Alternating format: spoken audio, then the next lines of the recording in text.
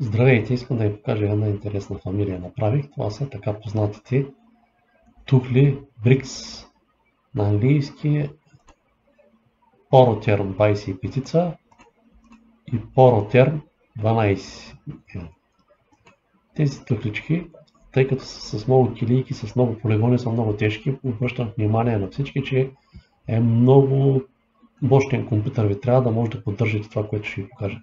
Едва успях да направя тези стенички на база на X-Array Poroterm и X-Array Poroterm 12. Това е Heavy Family, Very Heavy Family. Без компютър. И аз само ще ви демонстрирам, значи ако поединично си ги гласите, което е малко досадно, е по-лесният вариант, но повече време трябва да ви отнеме. Другия вариант, ако искате да работите бързичко, но ето виждате баби моят компютър. Просто ще ви ги демонстрирам по най-бързо начин. Те са под Structural Foundation. Ето 12-ката. Demonstrate.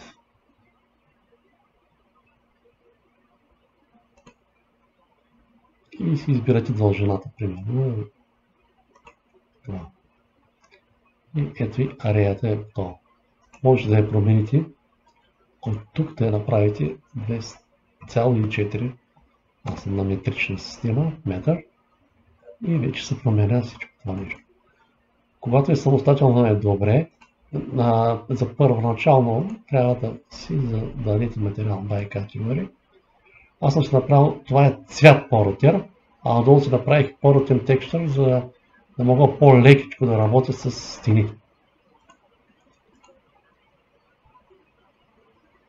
И ето, имате този Poroterm. По този начин и вече може да си го управлявате както искате. Но обръщам внимание, когато сте между елементи, малко е по-трудничко, по-тегъл и сега нямам време да...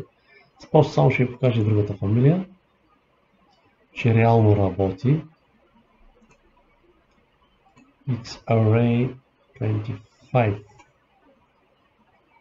Ето.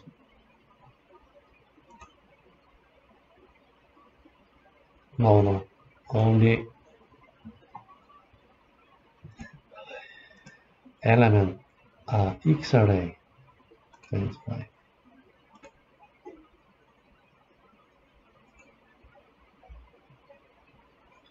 Ето пак по същия начин си сработва и можете да правите при наличие на много мощен компютър абсолютно реалистични неща. Пак първоначално трябва да дадете материал Poroterm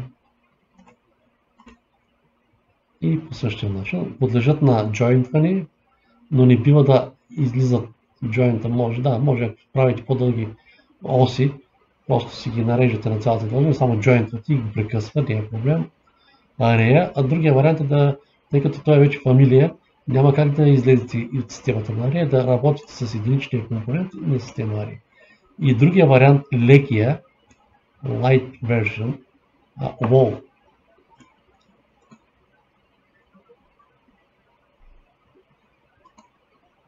Poroterm. Ето ви така една стеничка.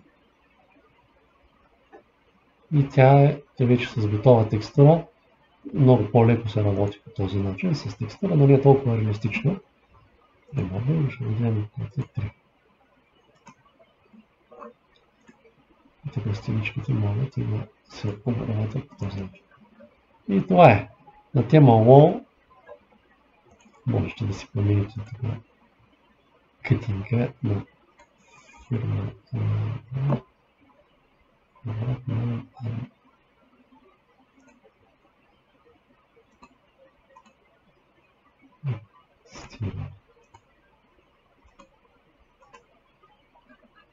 също, но това е, когато е край, когато е кътната, ще ви става с разрез. И това е на тема Poroterm. Тухли, това е най-новото, което успях да направя.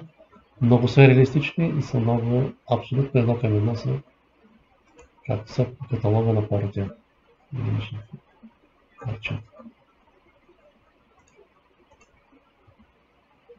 Ето видеокартата ми запива.